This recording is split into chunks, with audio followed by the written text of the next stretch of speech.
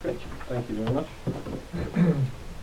So I'm going to pick up on some of the things that Luciano touched on, in particular the idea of types and profiles and the ethics of that sort of thing.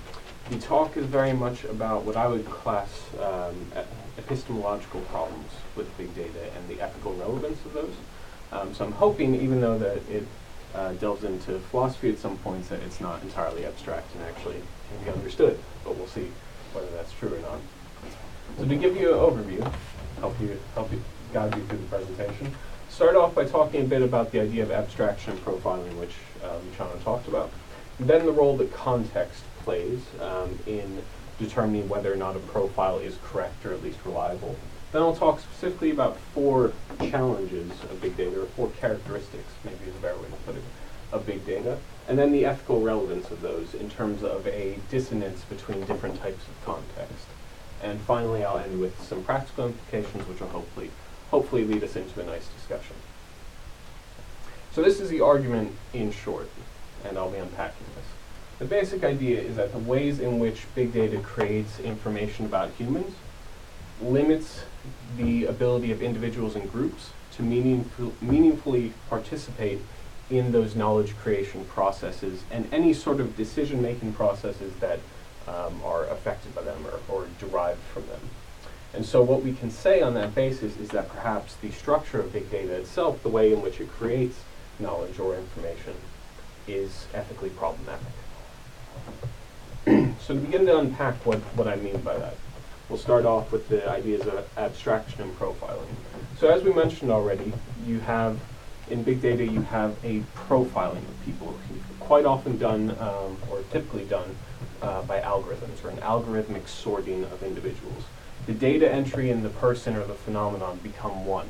The profile becomes the profiled. And in profiling a person, you inevitably lose something. You lose context, you lose other aspects of the person that can't be contained within the type or within the profile. In other words, the data sets or the profiles cannot possibly contain the world in small. You're always looking at a particular slice of reality. And you can, of course, you can categorize or profile someone on many different bases. And it's probably worth mentioning, actually, at this point, that this idea came out of studying biomedical big data, but I think it's most immediately relevant, or at least obviously relevant, to non-biomedical data, or at least big data that is not necessarily used for biomedical research, not anonymized data sets, for example. And I think that will become clear why that's the case.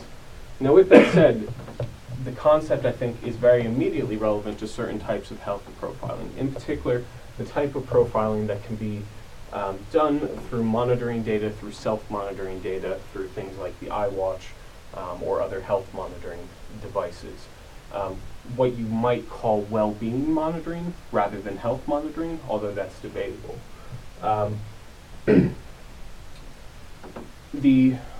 Now, obviously, the two concepts will significantly overlap.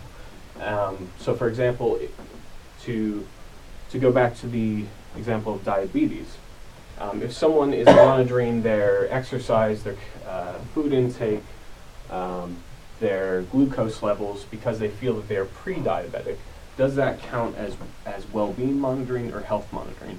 Quite often that could just come down to a distinction between how the device that is collecting the data is classed, whether it is a medical device or a well-being device or a consumer device. Now, the sorts of data that those devices would collect, monitoring data, can be used for a number of sorts of profiling. You have self-monitoring, where the person would actually get feedback. So, for example, if I don't do 10,000 steps a day, maybe I'm being classed as not active enough. It can also be used for risk stratification, which is the idea of finding diseases or finding conditions that a person may be inclined towards. Can also be used for various sorts of public health monitoring, commissioning, and performance tracking of GPs, hospitals, and so forth. Now, in profiling, something that inevitably happens, and something that Luciano touched on, is that you start to lose the person, that you start to just get a data representation of the person rather than interacting with the person directly. And I think that's where some of the problem begins, or at least some of the ethically relevant, what makes the epistemology of big data ethically relevant. Now, to see why that's the case, we have to look at context first, because the loss of the person, or the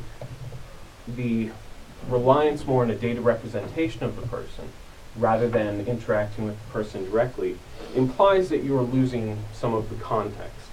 You're losing some of the broader understanding of the person. So this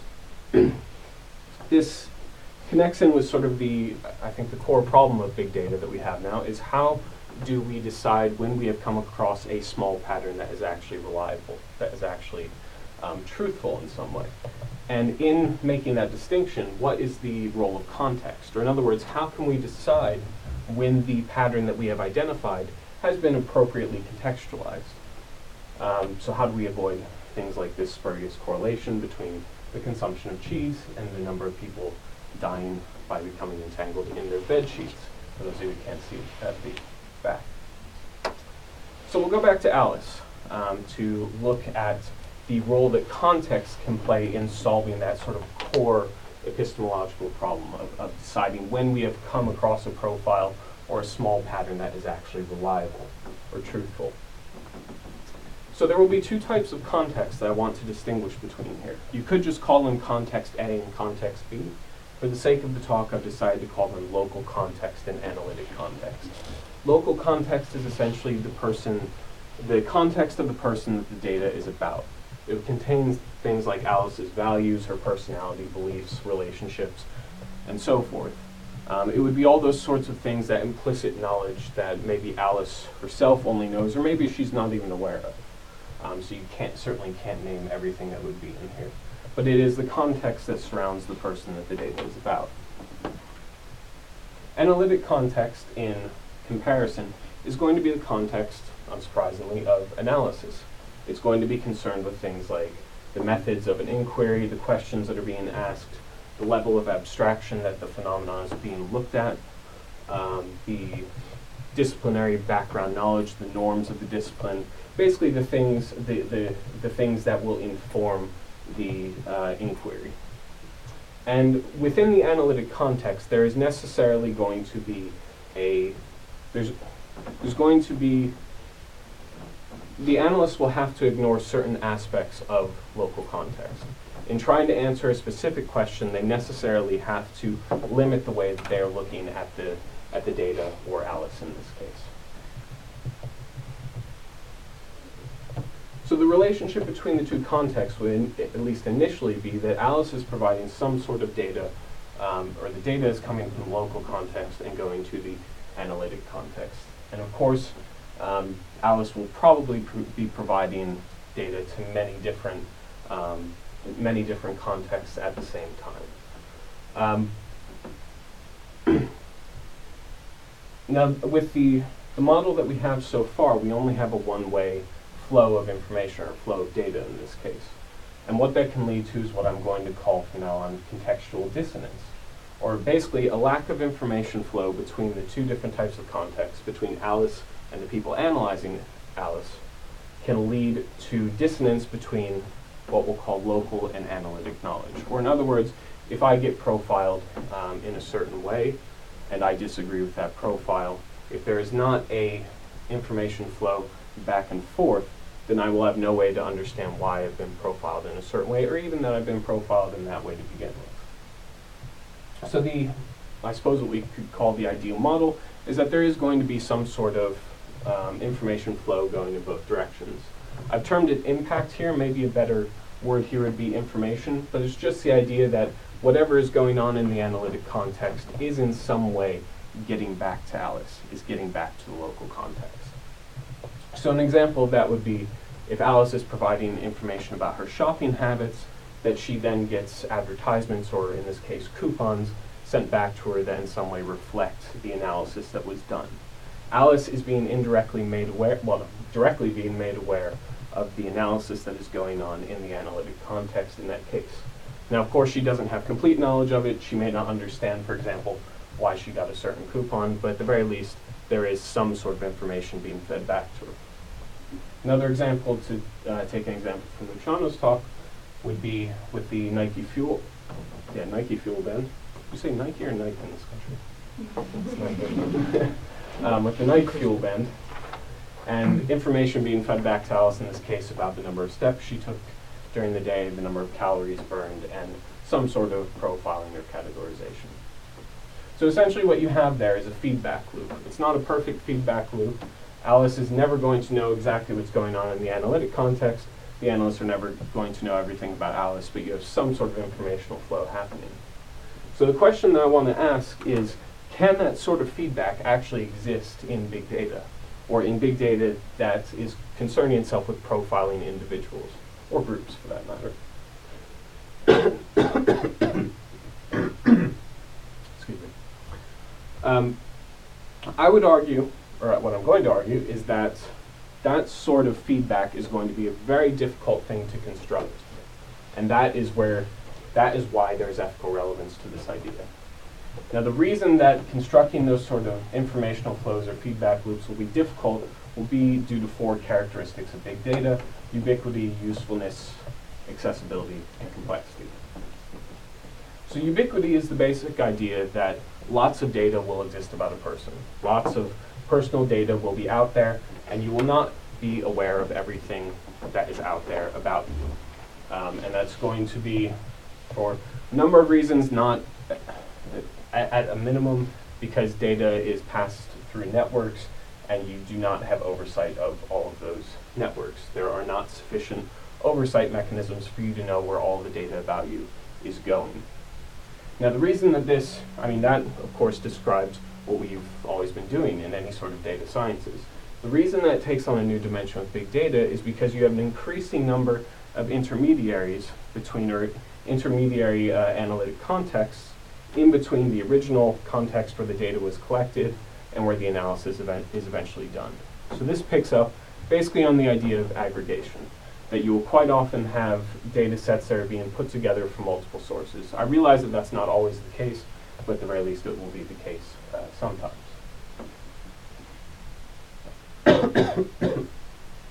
This is just an example of where data is sent from online usage.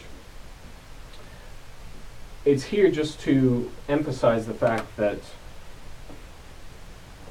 all of these informational flows will not be evident to the person doing the browsing. Now, how this actually translates into, for example, research data sets, that is perhaps a more difficult question. That brings me to the second bit, though. This is a map of the flow of medical information in the US. It maps out all of the potential places that the data from a patient can be sent. Now, the point here is, yes, there are a lot of places that the data will be sent, but I think the more relevant point is, in all the different places that it's being sent, the person will not know what the data is being used for, or the specific questions being asked with it. They may have some idea this map demonstrates, they may have some idea that their medical information may eventually get to their employer, for example, but they won't necessarily know what the employer is doing with it. They won't know what the usefulness of the data is. And this certainly connects up with the idea of repurposing data, that when data is created, it's never going to be clear what its eventual usefulness will be, or what questions it can be used to answer.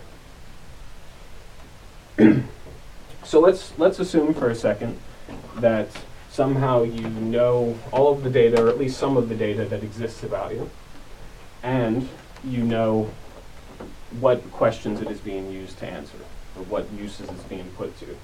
Even if you somehow know those things, even if you have a map of where your data is going, it's quite unlikely that you'll actually be able to access it. Now, of course, this won't be the case everywhere. For example, in principle, we all have access to our GP's data online from this month, although in practice that's not true. But certainly data that's held by data brokers, for example, you're not going to have access to both the data sets and usually the software or the algorithms that are being used to analyze it. Those will be proprietary information. It will be held in secret. Now let's say that, for the sake of argument, you do negotiate access to a data set, to a particular data set, and you want to understand, for example, why you were put into a particular category. Even if you get that far, there are still a number of barriers to be overcome. You have educational barriers, for example, in understanding the data itself. I don't know how many of us could look at just raw data and be able to understand its implications. You have informational gaps. You have financial gaps in terms of the costs of analyzing this sort of data.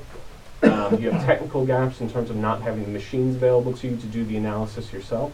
And all of this is down to just the basic complexity of the algorithms and the machine learning behind data mining. I'll leave that for the time being. So the argument I'm making is that the person is put into a very weak position. They're put into a position where it is much harder for them to comprehend the data that exists about them, what it's saying about them, who's using it for what purposes. And this seems to be although it is a shift in terms of degrees, in the sense that it has always been difficult to understand those things, I think with the scale, the complexity, and the ubiquity of big data, that it actually passes some sort of big threshold where it attains a different sort of ethical significance. So the basic idea here, this idea of contextual dissonance, that the lack of information flows between context, is what is of ethical significance here, because it prevents the person from actually participating in the knowledge generation processes or the decision-making processes. It takes on ethical significance, it can take on ethical significance from a number of different perspectives. One could be, for example, that if the person is being treated as a mere source of data, then they are being treated merely as a means. So for example, if Alice's shopping habits are taken and she is not given anything back from that, then she is being treated merely as a means, as a consumer, rather than as a person consuming goods.